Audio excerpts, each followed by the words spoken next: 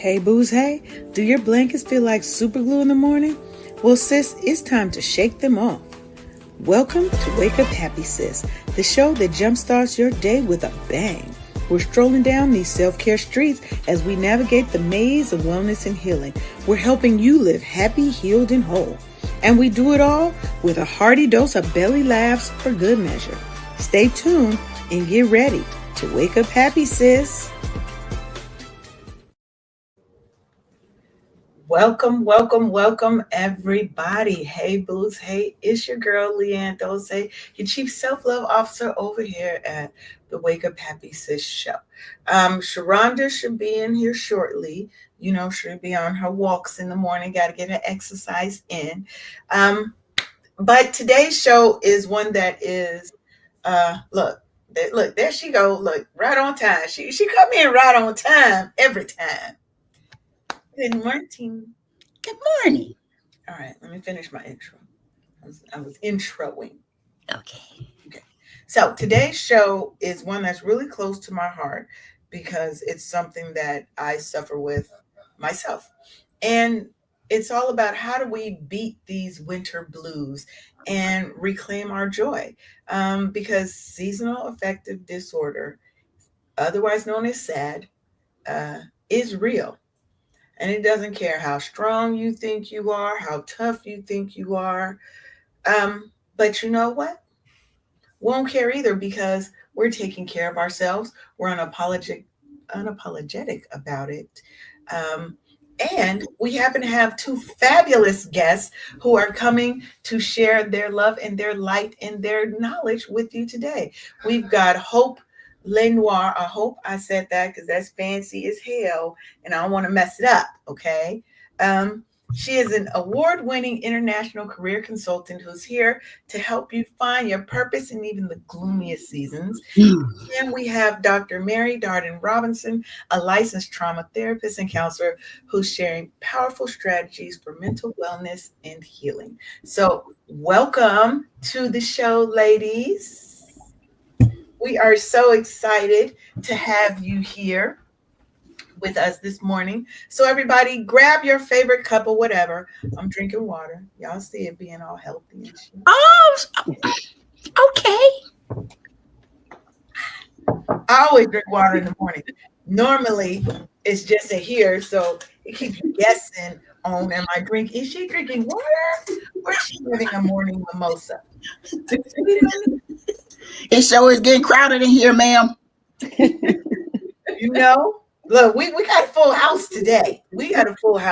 And we love it. So we are broadcasting live on KCCR Cityscape Radio, where we're changing the narrative for our people because we're always going to tell our stories our way, and we're unapologetic about it. So let's get started. And hey, everybody on TikTok, we're live on TikTok, Instagram, all the places. So if you guys have any questions, feel free to I'm going to try and keep looking down here to y'all over here on TikTok, but you know, y'all got it.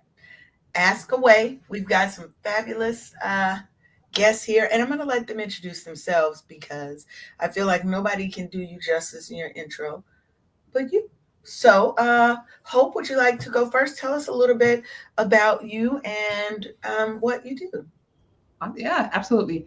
So thank you so much, first of all, for letting me be a part of this conversation. I absolutely loved watching your previous episodes. So I am excited to be here. Thank you very much. I am Hope.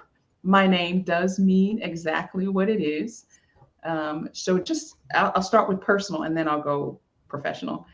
So I was born to a mother who was diagnosed with colon cancer. So my family decided they're going to name me Hope, in hopes that both my mother and I would survive. My mother did not survive. Here I am on purpose. So I love sharing that story, not to make people sad, but to give people just that hope that there's a reason for being, and there's more if you're still here for you to do. I am a career consultant. So what I do is help organizations get the right people in the right places. So it's not about hiring, resume, interviews. It's what is this person's actual purpose? do we have them in the right role for that? So I go in, I assess, and I give recommendations on where their talent should actually be in the organization for their people. And there's so many reasons, I can share that later, but for so many reasons, but also for the business. The business is going to find greater success if they have them in a purposeful, right place for them. So that's what I do. I'm also an author, and I'm a keynote speaker, which I love to do. I'm an introvert. Believe it or not, some people don't believe it. I am. I am. So that's my story. Love to share more. But thank you so much again for having me a part of your show today. Yes, you don't strike me as an introvert. Rhonda's been trying to sell that introvert story for a little since I met her, and it's not working. We are an introvert that learned to behave as an extrovert. Yes, See? I'm an ambivert. No, Sharonda's an extrovert. Her husband agrees, and he's known her most of her life. So I'm gonna go with what he says. You're supposed to be on my side, lady. If you've met Sharonda in person, you will realize she is not. She's an extrovert all the way around. But I let her live in her introverted. Oh, you do, ma'am. Rhonda, we're gonna have coffee with maybe an adult, but we're gonna have coffee and we're gonna come up with a plan so people believe we are introverts, because we are. Yeah, that part. Okay, I'm here for it. Hold on, that's up for you. You know, look, no, believe it or not, I am very much an introvert too, and most people don't believe it. But I was like, that's because you know me and I'm comfortable around you now, so you get to see the full me. I said, if you realize when you met me, you probably talked to me first, because very rarely do I talk to people first. I'm the one who sits back in the cut, and I'm kind of just checking out the scene, and so I get it. But Sharonda ain't no. Dr. Mary, please save me, Yes. ma'am, please. So how about this? I was just about to say, I'm gonna need you not to leave me out, because I'm gonna match your energy. Yes. We just look now. Hope, where is your pen? Where is across the room? You gotta go get your pen, because when we have a clackable moment, over here, ma'am. when you got a clackable moment, you gotta whip it out when you got that clackable moment. I'm clearly with my people. Yes. So tell us about you, Dr. Mary. So I am Dr. Mary Darden-Robinson. I have a hyphenated last name. Before I was hyphenated, I worked with youth. I was always confused, never wanted to offend people. And so I was always trying to figure out which name and all of that. So I am insensitive to that part, because I decided to go hyphenated, because otherwise I felt that people would not know me if they saw this other name. So that's kind of a little bit about the name. And I also, if you notice, do introduce myself as Dr. Whoever. I don't care about all the other stuff. And that's because no one gave me anything but a hard time. And recently, what I have noticed is that my doctoral has made people come for me without me asking or sending for them.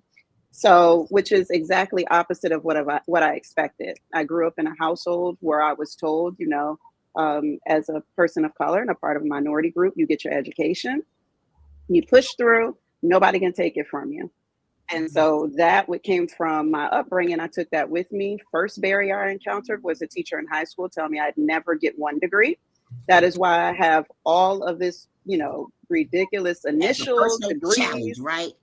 Absolutely. But it took me a long time to understand why I was doing everything that I was doing. A lot of tears, a lot of honesty, a lot of authenticity. And also I did some EMDR trauma work surrounding that particular area. And so what that has allowed me to do is to be in spaces and help people to recognize that authenticity and representation is a must. I have worked in mental health substance use for over 20 years when I got my doctoral. And as I get older, I become more and more ridiculous. Anything that is busy, anything you shouldn't do, so far as tattoos, hair color, I just do it all together, all at once, and don't care. As I've gotten older, I realize I'm going to be judged anyway. So you're going to judge me anyway. And so I'm going to live more authentically. Absolutely. So, yes. And for me to have had a fan in the background, I was like, let me just grab this real quick. I know I'm with my people. But I will say I am an administrator, a consultant, I supervise other individuals that want to become licensed so that we can build on the amount of people that are part of minority communities providing services. It's important to be able to see someone that you feel can hear and feel you from a different space. And so that has become one of my areas of specialty. And then, just to bring it kind of, I sat at my desk at, I'm in the Hampton Roads area. I realized that people were hiring me as a mascot, a placeholder, and some other roles, which I can expound on later. And so I remember reading her book and realizing that there was hope out there, and that I could continue to be authentic in myself, regardless of what people are saying. And I can be me, and it's okay. And so I actually joined an anthology. And so I co-authored a book called Triumph in the Trenches. I would love to share a little bit more about that, but that's a little bit about me and how I got here. I got here from people giving me barriers, difficulties, nothing for free, and just a lot of unnecessary trauma and hurdles and everything else. So that's how I got here. Well, we are glad that you are here. I'm thankful to be here. I'm thankful to be here. We are such a resilient people because we take all of the hurt, the hate, the pain, the things that they leave us with, and we still shine. We still shine. So, Absolutely. I tell people all the time, the way that I shine is the best revenge on anybody who has anything to say about me. Because you could talk about me, long as you ain't late with my money. I don't because you're going to think what you want about me anyway. And anybody who knows me knows I am quite a character. I am quite a character. I have a lot of different names in that in my different friend circles. So I'm gonna be me. I've learned in my 53 years to just be me. There's only one me. There will never be another Leanne. And so why am I trying to dim my light for other people? So I love that you shared that because it's important, especially for our young girls who are still trying to find their way and figure out who they are and how they want to authentically show up in this world. I was another one that when I was in high school, even though I had I graduated I only graduated with a 3.5, and that's just because I was kind of lazy. No, because I was lazy. I would do my homework right before class. Like it was bad. I could have done better, right? But we didn't have counselors and stuff that really looked out for us. They thought the best I was going to do, even with a 3.5 GPA, they thought the best I was going to do was community college, maybe. And that's what they try to leave our children with. So we have to be the ones that is instilling that pride and that sense of value in them, that we don't care what anybody else says. It's about what you think, what you feel, and what you're willing to work for. So, that's true. Authenticity is important. I mean, working in mental health and substance use, I would get, if you did less of that, because usually I have these ridiculous nails. I have 3D stuff popping off of them, all that kind of stuff. And so I would just be talking to people and I could just see them looking, like I could just see them moving with their nails. And it was like, I did, but it was always, if you did less of that, you'd be able to get here. And I was like, at one point, okay, well then I'll stop doing as much, maybe. It didn't matter whether I did too much, not enough. It was still the same kind of thing. And so as I've gotten older, I've realized authenticity is what I'm going to be me. You're either going to decide to get with it. It doesn't work for you, but I'm an acquired taste. I'm not everybody's cup of tea, and I'm okay with that. So I also want to teach that to folk that are coming behind, because I think a lot of times people's creativity gets cut from conversations like that. Like you could progress if you did less. Oh, yeah, definitely. Yes, I'm normally the quiet one in the room, and most people will be like, Leanne, you're not. But that's because once I'm comfortable, I'm a hot mess. And the older I've gotten, I've realized I'm just going to be that because that's what draws people to me. Yeah. Right? People are drawn to me for a reason.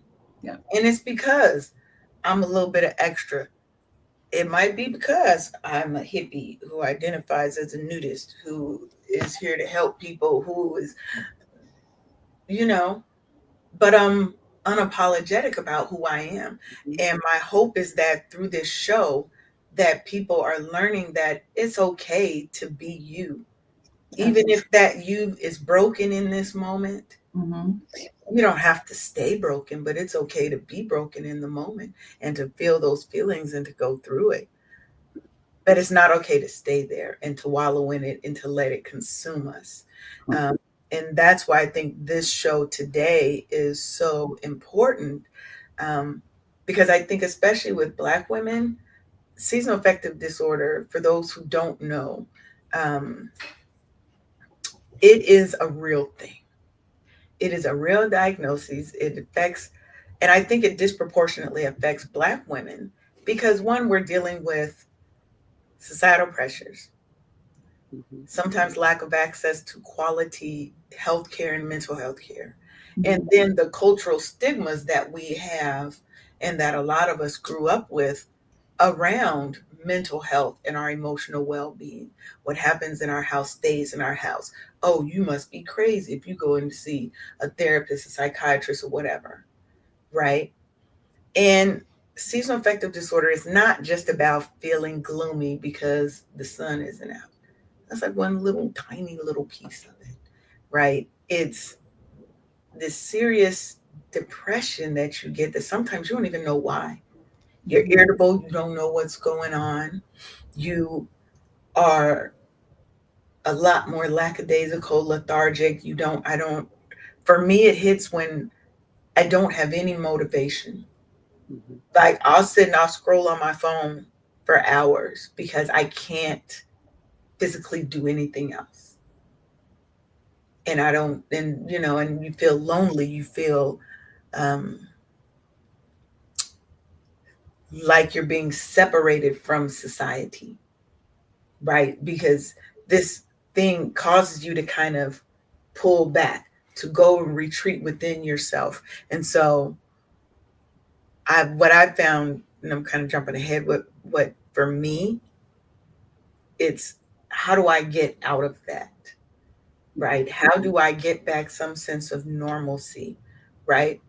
And what is brought on, it is brought on by the lack of sun, right? Because that affects your serotonin levels, which is our happy hormone, if you will, the melatonin, which is your sleep regulator. Um, and so your mood and your energy, they're so off balance, you know, and it's like this. It ain't even a little bit, it's like this.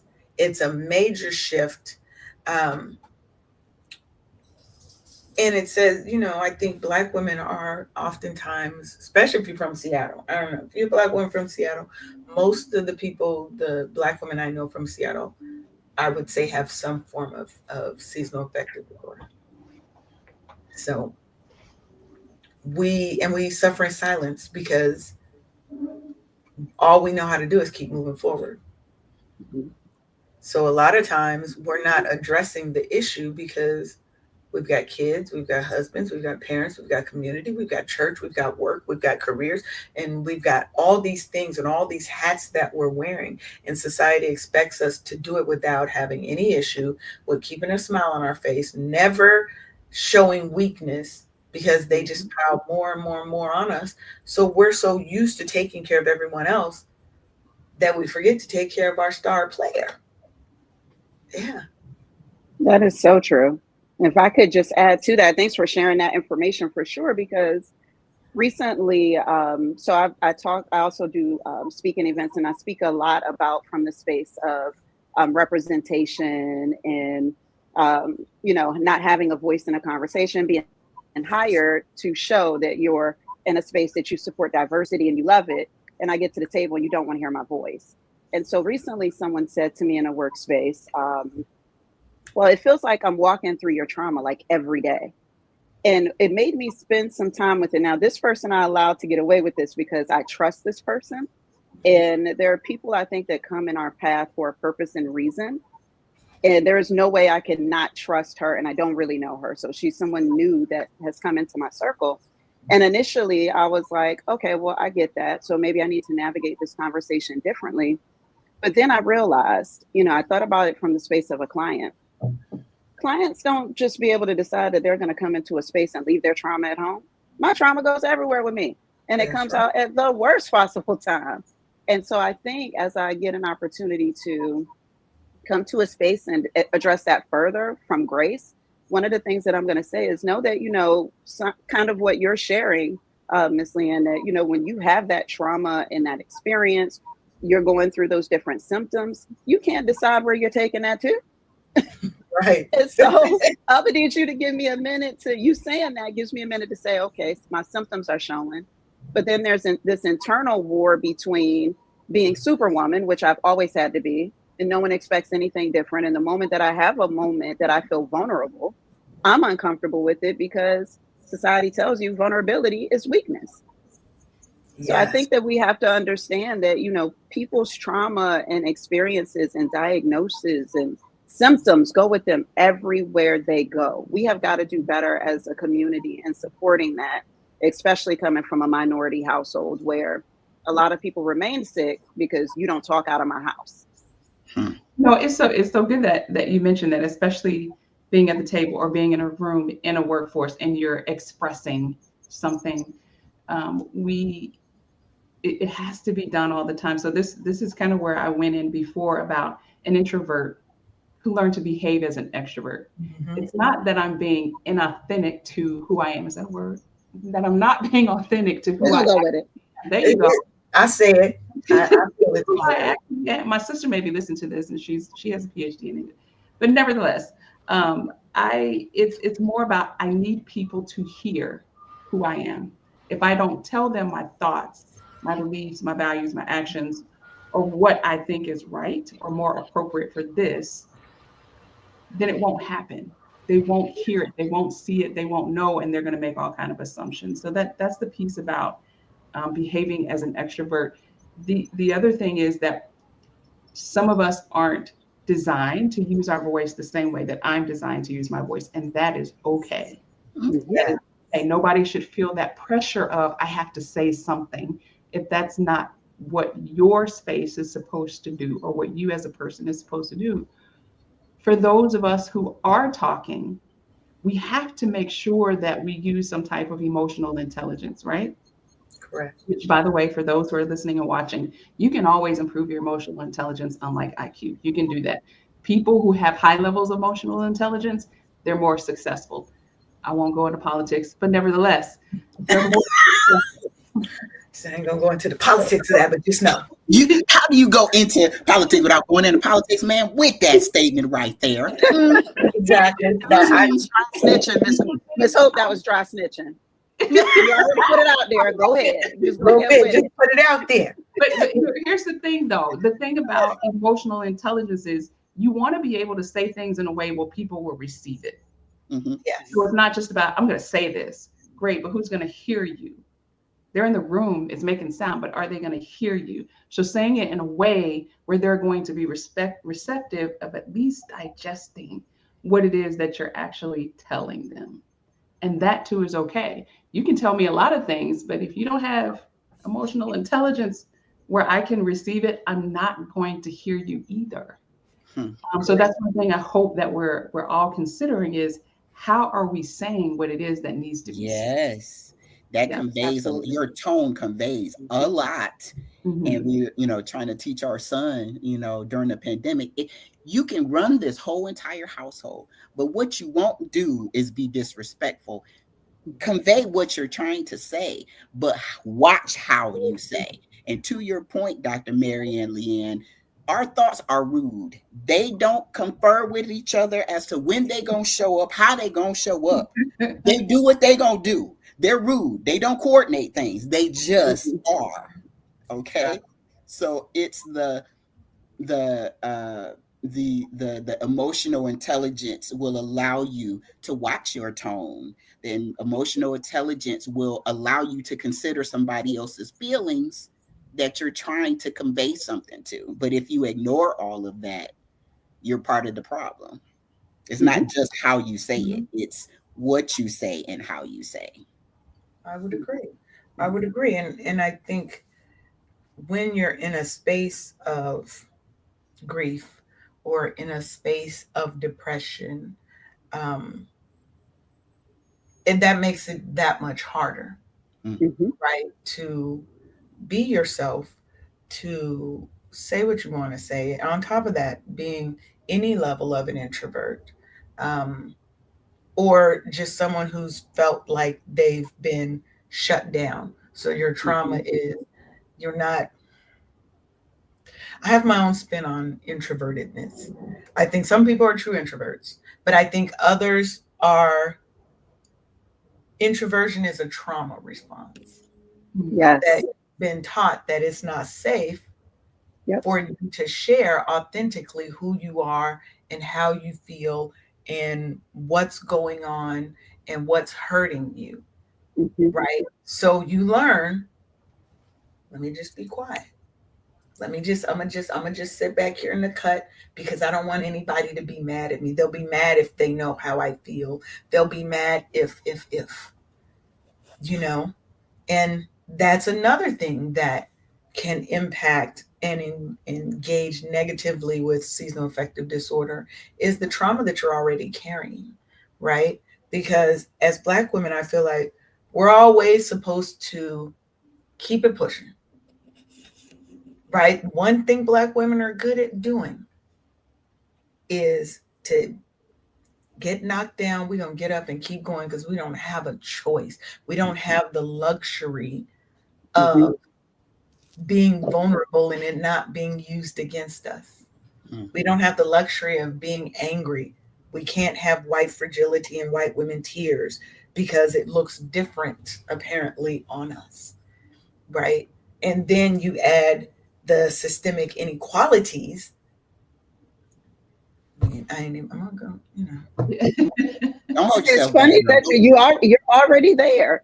Yeah. It is funny that look, you bring that up because I think about recently another conversation I had, different supervisor, someone of the majority, and vulnerability is something that, as a person that's a part of a minority, learning how to be vulnerable and when it's acceptable and when it's okay to be vulnerable, where it's not going to have a consequence, is a mhm, whole skill.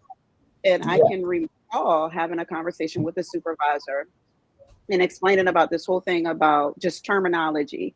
It was about purposely you not calling me doctor. So that was the Hmm. premise of the whole conversation. And so what I said was, I gave the whole perspective of why that is so important to me based on kind of what I shared with you guys earlier. mhm, And this particular supervisor said to me, well, I'm not built like that. I don't wear my heart on my sleeve. And I thought, okay, so in this moment, I just was vulnerable with you. Hmm. And what you just told me is that it is not safer for me to be in a space with you and be like that. mhm, So guess what? You already were thinking that I was, the stereotypical African American woman in the workplace because I had started to use my voice. And what that did is that taught me that if I shared and I went to be vulnerable, because the other thing is we don't know what everybody else's treatment plan goals are. All of us have goals that we're working on, like was shared earlier. Ms. Hope was saying, you can work on building your emotional intelligence, but like a muscle, if you're not practicing it, you're not going to get good at it. So think about, if you're sharing this with someone and they immediately have the response that you were praying not to get, I immediately thought you're not safe or safe or any of those categories. And so you're going to think what you want to think about me regardless. I'm going to let you have that. And so that's a disservice in that opportunity. She could have very rarely stepped up to the plate in that space. And I definitely would have received her differently. Mhm. Because the other part of that, conversation was there are some folk that are allies for what the journey is to make sure that there's diversity and inclusion. But even if you are someone that's an ally, you still don't wear these same size 9 shoes. The fit is different, and you still don't understand what that looks like. And so I too am an introvert, although people are constantly like, you can't be. Oh, I am. I am. But mhm. I like how you all coined it. I had to learn to be an extrovert in certain situations. It was necessary. Mhm. Yes, I call it.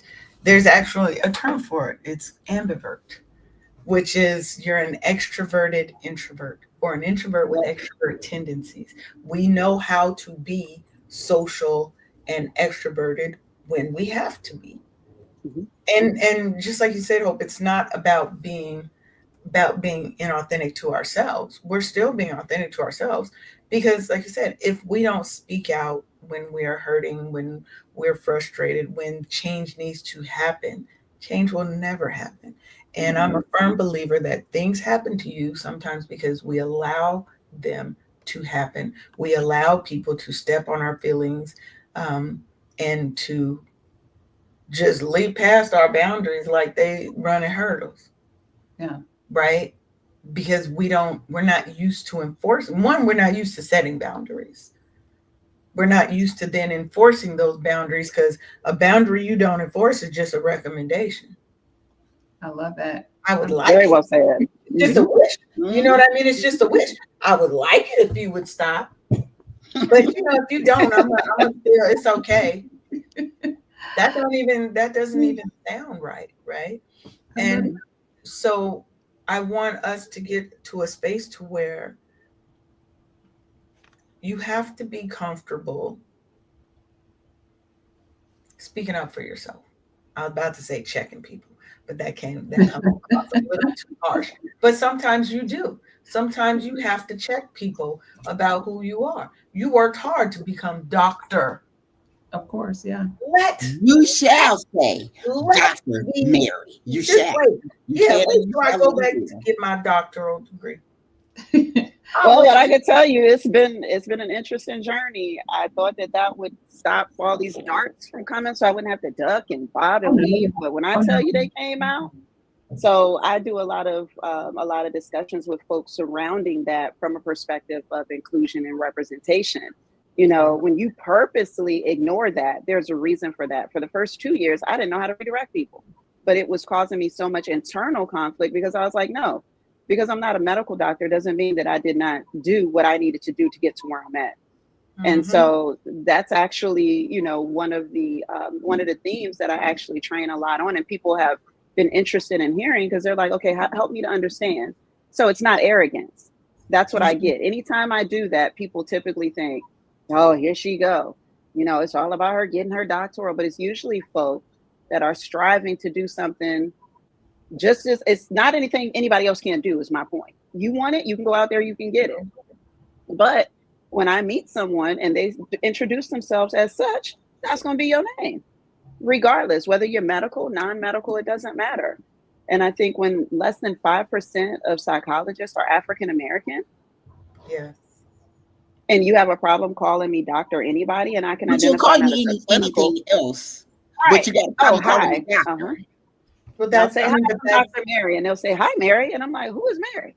Like, who right. are you talking That's not what I said. I love your expression, Leah. I love your expression. And I love, Dr. Mary, that you're correcting people and telling them that. And I hope more more of us, especially, to? are doing the same thing.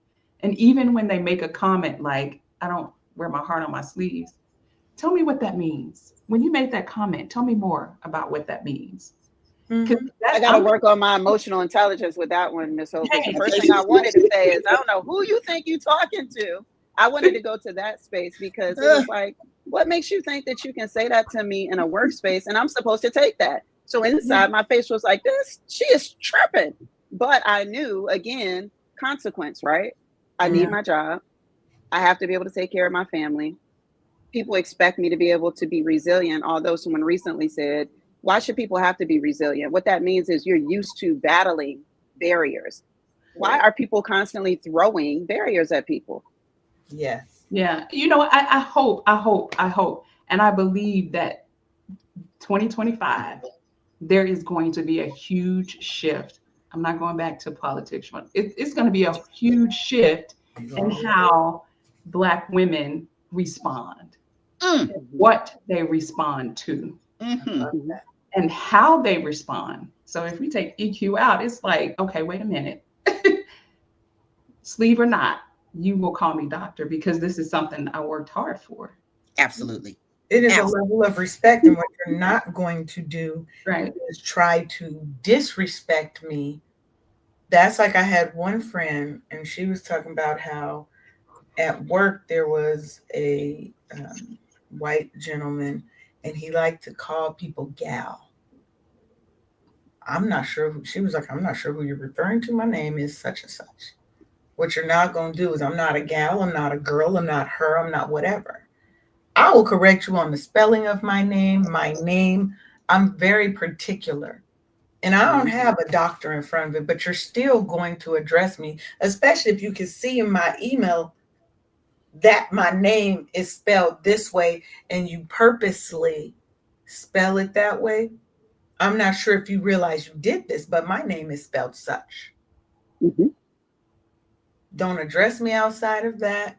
Don't. I had someone who called me, one of my friends, I'm a consultant, is IT consultant as well. And she made a mistake. Now, her and I have been friends since college. She's like my sister. She made a mistake and called me Lily in front of other people. So somebody else called me that. Don't do that. Mm-hmm. That was her mistake. You will never hear her call me that again. We're at work. Please address me as such and such. That's, and it's okay to do that. And there's a way to do it. Like you said, that's respectful. It is about how you say it, Mm-hmm. not what you say sometimes. But that's not the topic of this show. And we have It's got not, and we went in. wait a minute, but Well, it but it connects was though, good. because we're talking about finding voices. Yes, It it all connects. connects. But I want to bring us back around to the concept of the winter blues and seasonal affective disorder.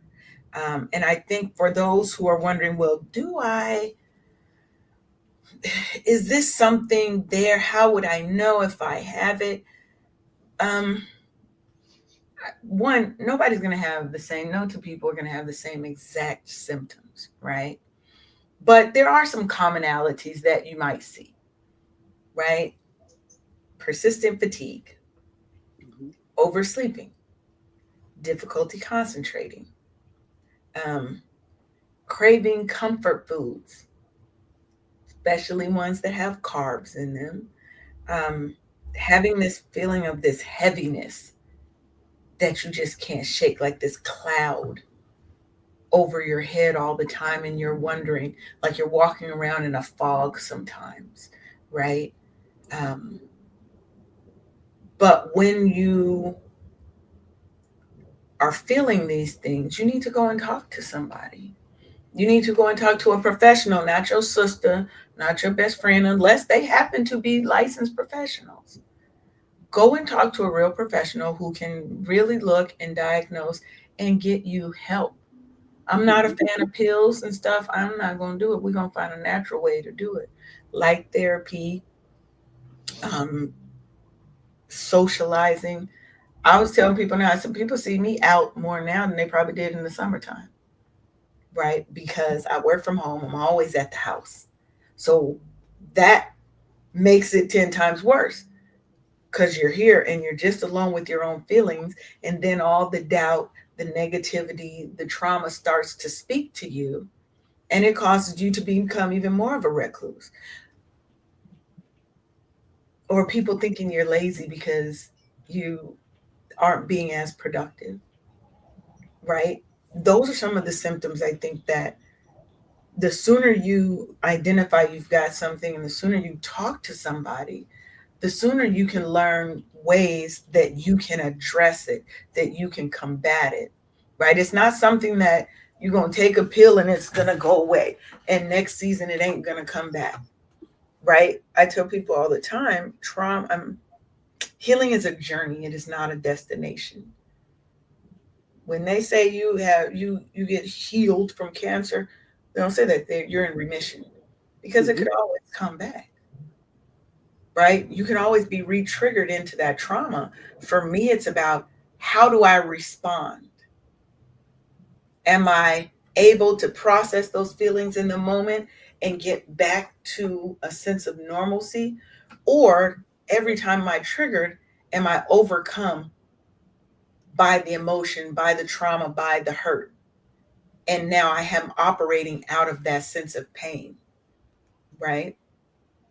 For me, that's I think how I deal with it. So Dr. Mary, can you talk a little bit, since you dealing with a lot of people with grief, when they're having these episodes of depression, and they may or may not have seasonal affective disorder,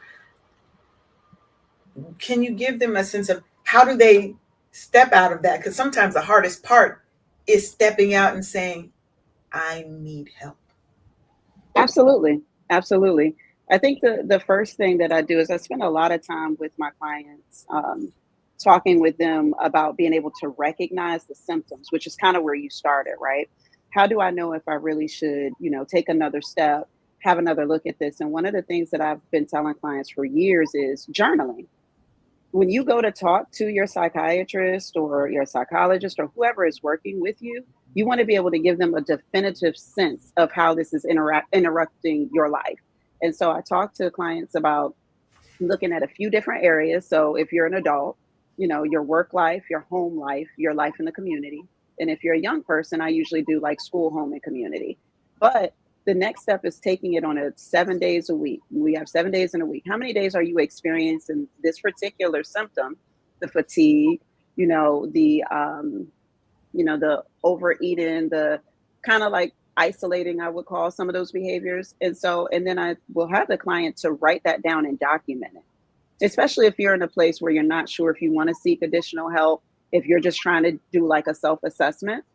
That also, when you get to that place, if you decide to take it further, gives that person a foundation or a place to start. Okay, so this is something that's impacting your life at a 7 on a scale of 0 to 10. You're experiencing this 5 days a week. Okay, so that's the first thing, being able to say, I know what this looks like and feels like for me. The next step is the journaling from a perspective of looking at how you can change your thoughts, right?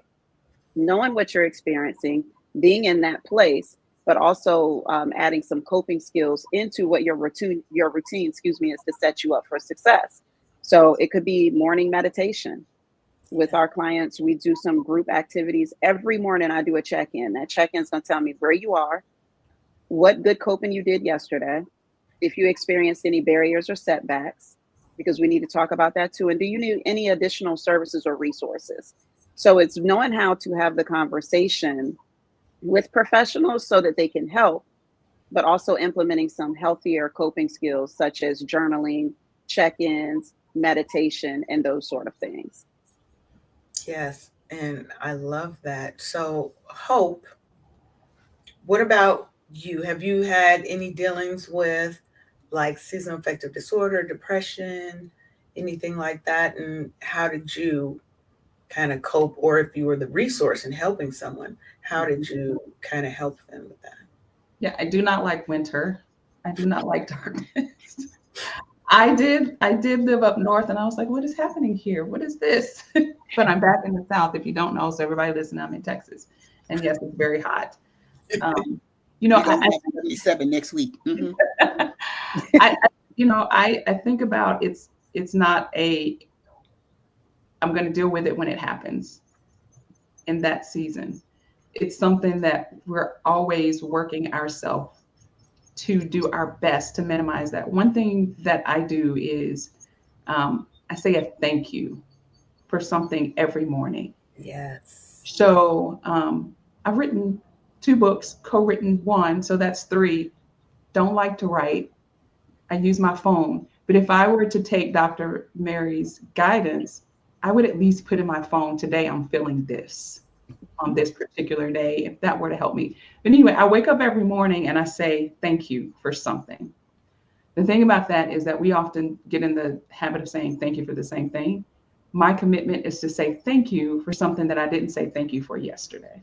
Yes. So as soon as I open my eyes, thank you that I'm able to get up and walk today. Thank you that my coffee is smelling good in the morning. Thank you that my nephews are back home safe. Whatever that thank you is for that morning. And what that does is I'm sure you know, it lifts you for the day. And it reminds you, if you're constantly doing that there's always something I could be thankful for or happy about.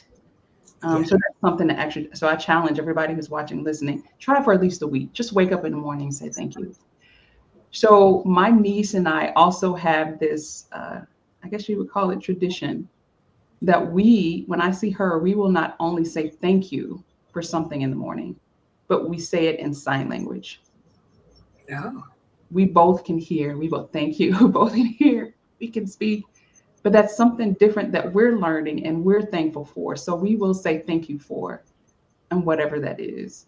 And that's something that is special to us. So that's another thing to be thankful for. It's another thing to look forward to, even if it's dark, rainy that particular day, and she's there, we have this memory that we will always have.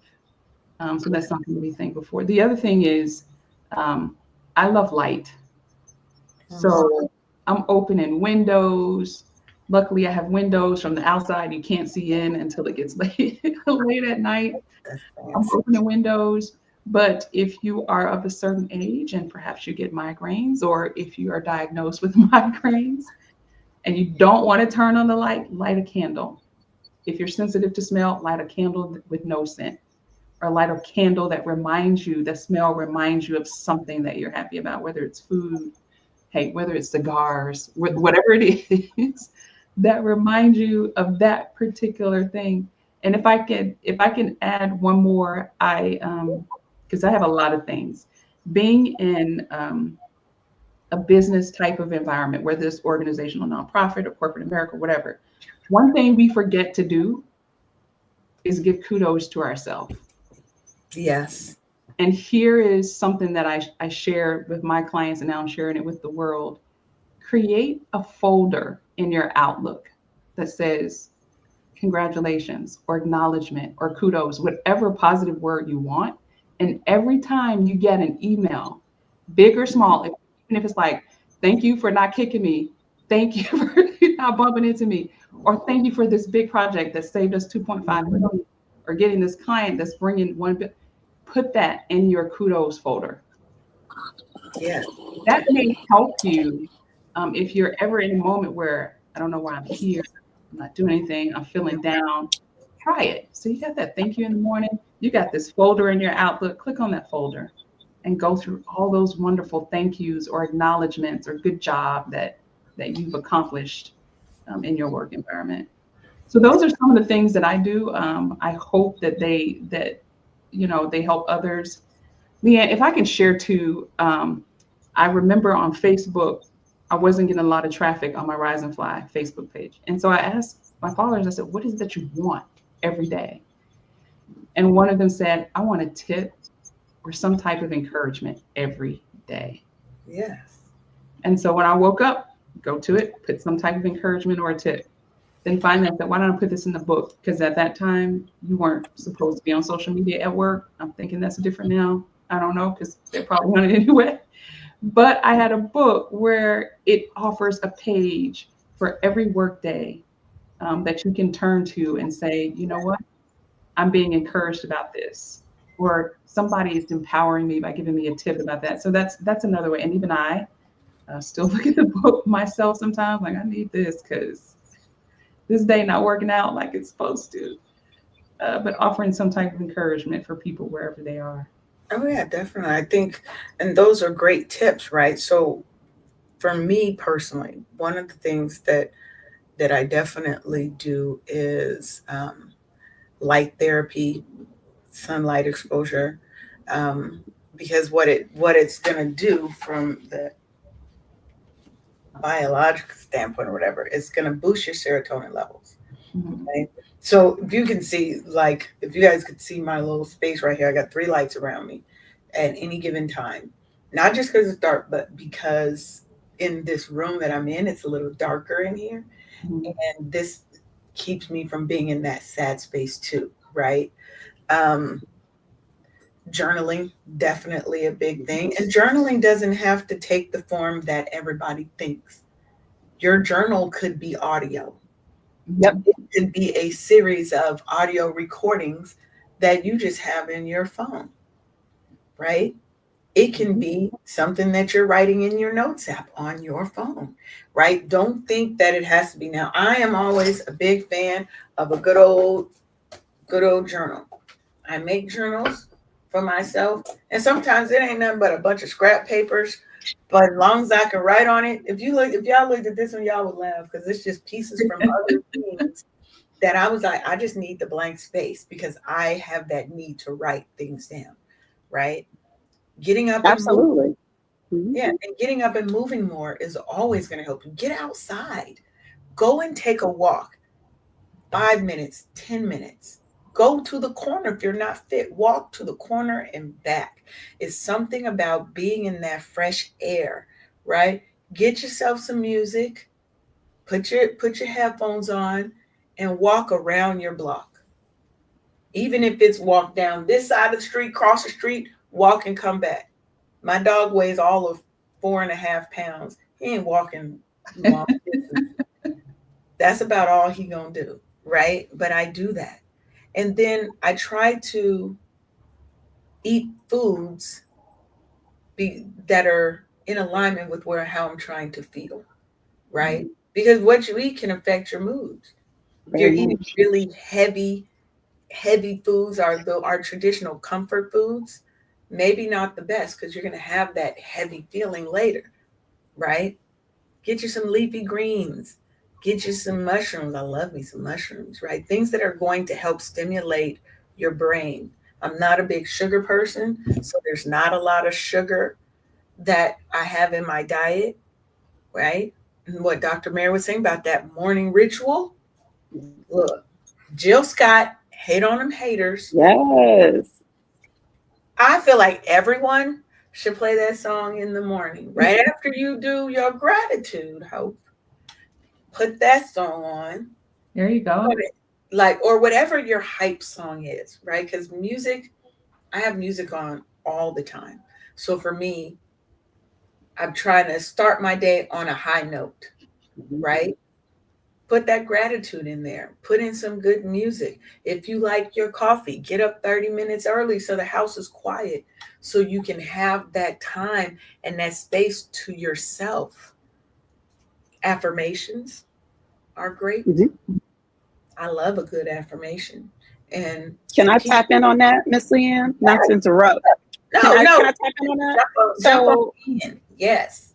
that was where I was gonna go. Miss Hope was all kinds of in my bag of tricks. You was in my bag of tricks. Y'all moving all through my stuff.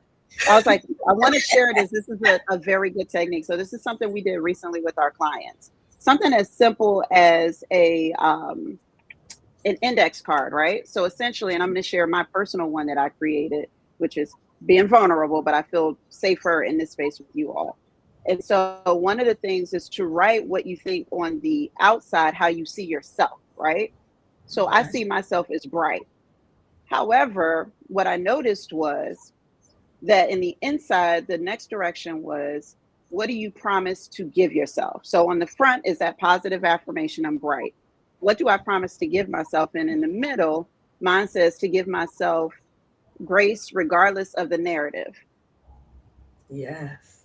And then the back is, why are we even doing this and why is this important? And it's important because you become what you think. This sits in my office space, right? And people see it and they're like, Bright, what is that about? I have no idea. But this is to remind myself that regardless of whatever the narrative is that someone else is creating about me, I don't have to own that. I don't have to assign to that. And I can be just okay in my space of recognizing and reminding myself how I got here and who I am and who I'm not. Because sometimes the narrative can be louder than what you expect. Mhm. And so when I think of being in that space that you're talking about, where someone may really be struggling emotionally with those feelings, definitely the gratitude piece, but also coming back to having a way to recognize who you are versus what somebody else is saying about you. And I do like what Miss Hope said too about the folder on the computer. I'm definitely going to do that because I don't have that in my bag of tricks. So thank you for sharing that. For sure. What what I I love what art. this was called was the You Go Girl file. And I also turned it into a jar I love it. so that it sits in your house somewhere. And anytime somebody gives you a compliment, you write it and put it in the jar. You also have to write your own positive statements about yourself. Each day, you write one thing that you love about yourself. and it can't be the same things, right? And you put it in there and you decorate it, or you can choose not to decorate it, but you decorate it so that it looks warm and happy and inviting. And when you're having a bad day, yeah, you just go and you pick out as many as you need until you feel better and brighter about yourself. So I love that, Hope, because I've been doing that for years. I love the symbolism of doing that too, because you're receiving it. Mhm. It's not, oh, thank you. It's you're actually receiving that compliment or that thank you or that kudos or atta girl or whatever you call it. You're receiving it. So I love that. And Dr. Mary, I'm writing, just so you know, my card, I'm writing my I love theme it. so I can make my version of that. On the back was why is it important? Look, And it's because you become what you think. yeah. I like to get into the comments. Ariel Thomas said, "Wow, that's amazing. I used sign language years ago. My niece's grandparents are deaf." And she also said, "Thank you, ladies, for this wonderful forum. It's definitely needed." Yeah. And people, another one of the ladies said that she's trying to get into the habit of celebrating her wins. Like, look, y'all, we are the best cheerleaders for every single body else. I was just talking to my sister this morning. Like, she reached out for help because it's for our elderly uncle that she's caregiving. But I'm like, so she gave me the impression that she didn't think she was worthy enough to ask for the help for herself. I was like, hold on for a second. This one, I wouldn't be here without my sister praying every night when she was 7. I want a brother and a sister, and that's how we came. Me first, and then my brother. I owe her. I'll never be able to repay her for all of the things because I'm here because she actually did send for me. Right. She's So for you all. yeah, so we have got to show ourselves that same level of love, encouragement, inspiration, all of the things that we freely give everybody else. But you got to receive that for yourself. You deserve a you as a cheerleader. There Okay. you go. Yes, I love that. And when you're doing that, do it in a space of love. And it's something that you said, Hope, that triggered this for me is we don't often know how to receive the compliments that we give. If this is you, raise your hand, or if it's been you at any time in your life, someone says, "Oh, you look beautiful." Oh, you're just saying that, or you did a great job. Well, anybody could have done it. Instead of just simply saying, "Thank you." Yeah. Right? We have to learn how to receive because a lot of times we're not used to it, and we put so many walls up to protect us from the darts that are invariably going to be thrown at us, that we don't really trust that little compliment you're giving us sometimes. Or your trauma is telling you they're just telling you that. A You're not backhanded really compliment. great. Yeah. You're not really all that great. You're not. Look, my inner hater, his name is Ricky Bobby. And we've talked about Ricky Bobby many times on this show, right? Ricky Bobby tries to stop me from doing all the things and from being all the things that other people tell me that I am, or that things that I've done for them. Right. So don't let your inner hater, give them a name so you can call them up by name and tell them to shut the hell up. Um, Yes. because I feel like we have to do that. You gotta look. I tell Ricky Bobby, look, Ricky and Bobby, I'm gonna need you to shut the hell up because we're doing this. And that feeds into that sense of empowerment, into your well-being, into your mental and emotional health. It's going to help fight off some of these symptoms that you're feeling from seasonal affective disorder, winter depression, or just the winter blues that people have. You know, what are, I'll say this, and I'm going to give everybody a chance to kind of have their final say is the more love and light you add to your environment, it's going to seep in here. There's no way that it can't, right? When you're going out and you're blessing others, that's going to help you. When you're expressing gratitude, that's going to help you. There's no way that you can put love out and it not be returned to you.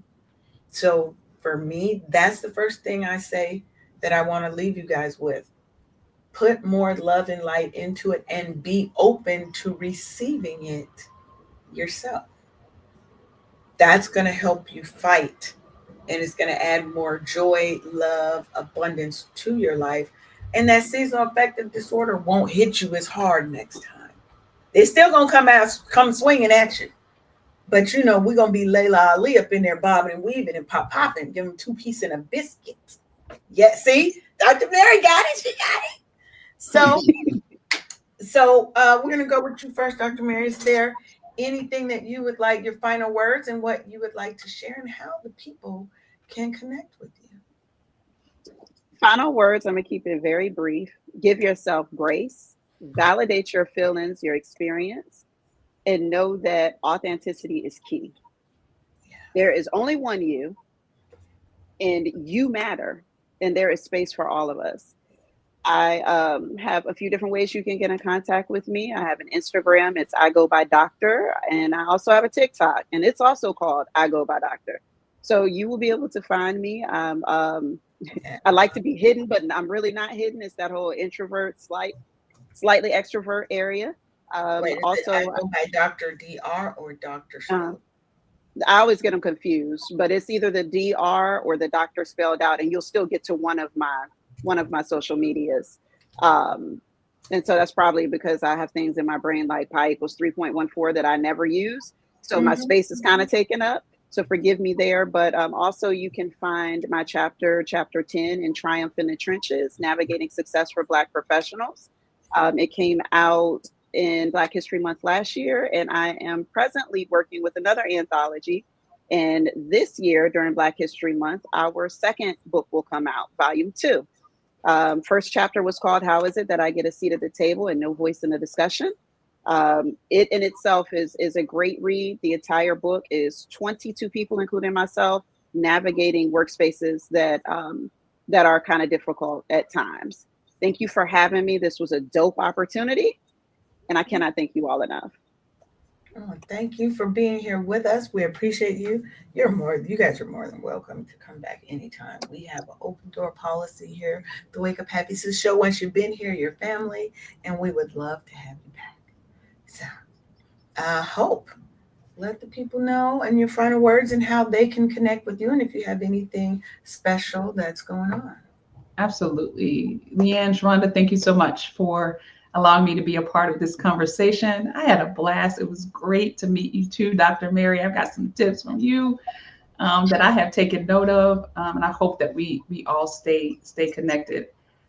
We shared a lot of things today, and I hope that whoever's listening or watching, you're actually writing it down, because I'm sure everybody here wants you to live a life of fulfillment, of hope, of love, of joy.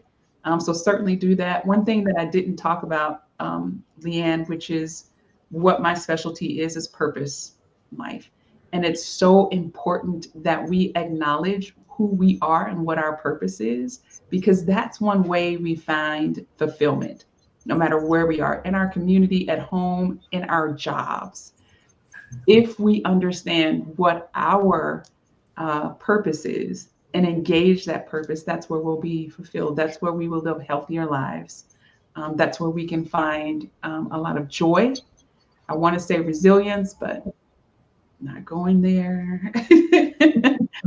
And a number of things. So I definitely push and encourage people to do that. And that's also where you'll get creative about finding joy, receiving compliments, because you know who you are. And you know that you're great and you're amazing. And there's only one of you. And like you said, Leanne, it is nobody else like you. That's it. So what do I need to do to get up? Thank you. Get up today to help get out of this space, this dark space that I'm actually in. I know who I am. I know what I'm here for. and I know who's counting on me, including myself. So what do I need to do? Okay, I'm going to watch this YouTube video again because Dr. Leanne said some things. I'm sorry. You working on it? I'm working on it. Okay. Dr. Murray said some things. Leanne said some things. Sharonda said some things. Hope said some things. I'm going Everybody said some things. Yep. Hey, know how great that I am and who I am. And that's what I need to do. So I would also encourage those who are interested, especially if you're still in the workforce, to look me up on Amazon, because that's where you'll find Workday Catalyst. If you're that person that needs to read or hear, because there's an audio version too, a tip or inspiration every day, that's the space where you can go and then you can actually make that purchase. If I can, I don't know where y'all are on social media, or actually go to my Instagram. And if you tell me how you find or get out of dark spaces, especially in these seasons, I'll send a signed copy to a random person who makes that comment. So you can find me on what's your Instagram? Hope LeNoir, Hope, LENOIR is where you'll find me. You'll also find me there on Facebook. You can find me again on LinkedIn as well. And happy to do that. My big thing for next year is that I will have an affirmation. I know we talked about that shortened too. I will have an affirmation on YouTube every Tuesday for anyone who needs to hear a workplace related affirmation for themselves. It's only a few minutes. Listen to it on your ride home, in the shower, whatever you want to do to help you get through any season that you're in. Again, thank you. It was great to meet and engage with all of you, and I look forward to doing it again. Thank you. We thank you for being here again. You guys are more than welcome to come back and visit us anytime, because you guys are dope. I love having dope people. We end up having the dopest people on this show, Sharonda. I know. It's like we making like a whole black woman magic soup or something. I love it. Pouring up some stuff, you know. That's it. So what's your final word, Sharonda? Like Dr. Mary said, give yourself grace. Give your younger self grace. The person that's not here with you, not the person you are today, but the person you were when you didn't know better. Give her grace, because she didn't know what you know now. So give her, cut yourself some slack, your younger self some slack, and get over yourself, because we can't change the past. We can change today and tomorrow. So let it go. Yes. And from me, look, if you're dealing with the winter blues, seasonal affective disorder, depression, unhappiness, sadness, trauma, just know that you are not alone in that fight. You can get help. You deserve help. You just have to reach out. And even when life feels the heaviest, I want you to know that your strength, that your light, and that your joy are all within you, waiting to come out. So until next time, I need you to keep showing up for yourself, showing out for yourself, and as always, keep waking up happy, sis. We'll see y'all later.